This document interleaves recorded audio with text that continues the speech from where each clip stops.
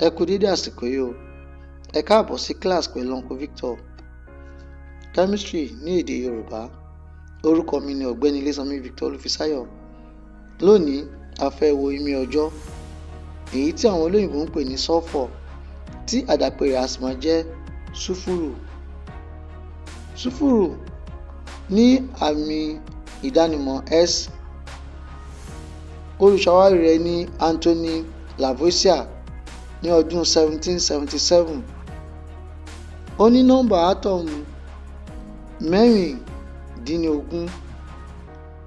Nọ́mbà ọ̀rin rẹ̀ tí a mọ̀ sí mass number jẹ́ 32 ó lé pẹ́sẹ́pẹ́sẹ́.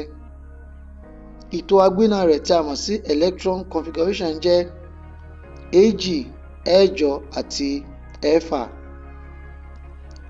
Nọ́mbà ọ̀rin lórí omi, èyí tí a mọ̀ sí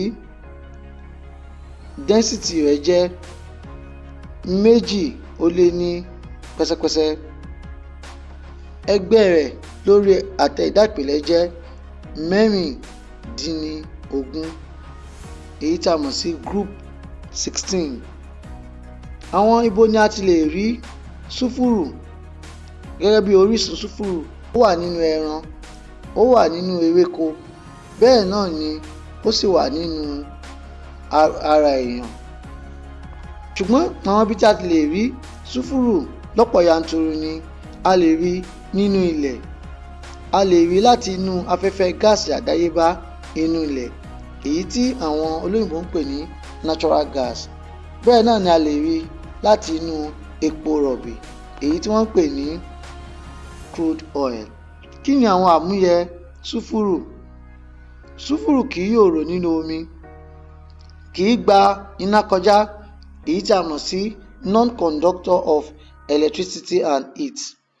Bẹ́ẹ̀ ni ó sì máa ń yòòrò nígbà tí ooru rẹ̀ bá dé 119 Celsius.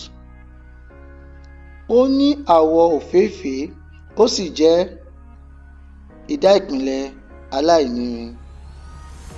Ẹ jẹ́ ká wo àwọn ìṣepọ̀ súfúrù pẹ̀lú àwọn ìdá ìpìlẹ̀ yòókù. Súfúrù máa ń ṣepọ̀ mọ́ irin. Tí ó bá ṣepọ̀ mọ́ irin, á fún wa ní sọ́fíìdì irin kejì. Ó tún máa ń dàpọ̀ mọ́ bàbà. Nígbà tó bá dàpọ̀ mọ́ bàbà, á fún wa ní sọ́fíìdì bàbà ìkíní. Náà ni máa ń dàpọ̀ mọ́ líìdì. Tí ó bá dàpọ̀ mọ́ líìdì, á fún wa ní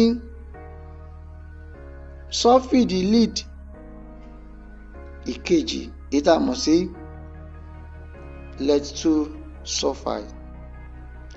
Àwọn ibo ni a ti máa ń lo súfúrù, àbí kí ni a máa ń fi súfúrù ṣe? A máa ń fi pa tọmọnà orí ọmọdé. Ó jẹ́ ìdá ìpìlẹ̀ tí ó máa ń pa kòkòrò ara, bóyá kòkòrò orí ni àbí ti ara.